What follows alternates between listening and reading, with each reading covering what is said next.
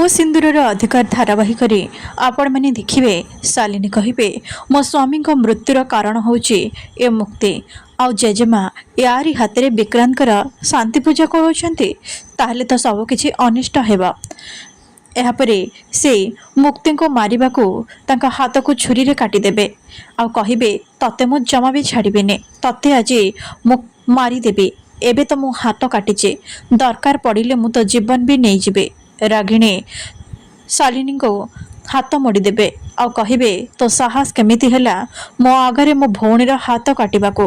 ଯଦି ତୋ ସ୍ୱାମୀ ପାଇଁ ତୋର ଏତେ ଚିନ୍ତା, ତାହେଲେ ସେ କୁଆଡ଼େ ଗଲା, କ'ଣ କଲା, ତୁ ଯତ୍ନ ନେଲୁନି କାହିଁକି? ମୋତେ ତ ଲାଗୁଛି ଏସବୁ ପଛରେ ତୋର ହିଁ ହାତ ଅଛି। ତୋରି ପାଇଁ ତୋ ସ୍ୱାମୀଙ୍କର ଆଜି ଏ ଅବସ୍ଥା।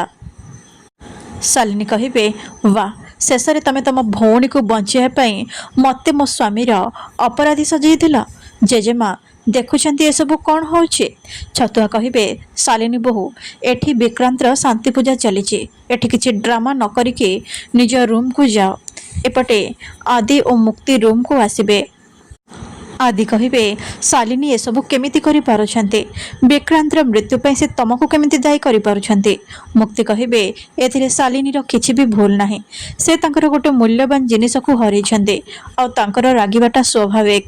ହେଲେ ଆମକୁ ଏବେ ଜାଣିବାକୁ ହେବ ବିକ୍ରାନ୍ତ ଆମକୁ ଏମିତି କି କଥା କହିବାକୁ ଆସୁଥିଲେ ଯେ ଏତେ ସ୍ପିଡରେ ଗାଡ଼ି ଚଲାଇ ଆସୁଥିଲେ, ଯେଉଁଥିପାଇଁ ତାଙ୍କର ଆକ୍ସିଡେଣ୍ଟ ହେଇଗଲା।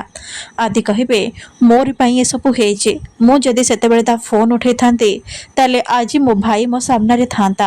ମୁକ୍ତି କହିବେ ହେଲେ ବିକ୍ରାନ୍ତଙ୍କ ଡେଥ୍ ଯଦି ଗୋଟେ ଆକ୍ସିଡେଣ୍ଟ ନ ହେଇକି ଷଡ଼ଯନ୍ତ୍ର ହେଇଥାଏ, ତାହେଲେ ଆମକୁ ସେଇଟା ଖୋଜିକି ବାହାର କରିବାକୁ ପଡ଼ିବ।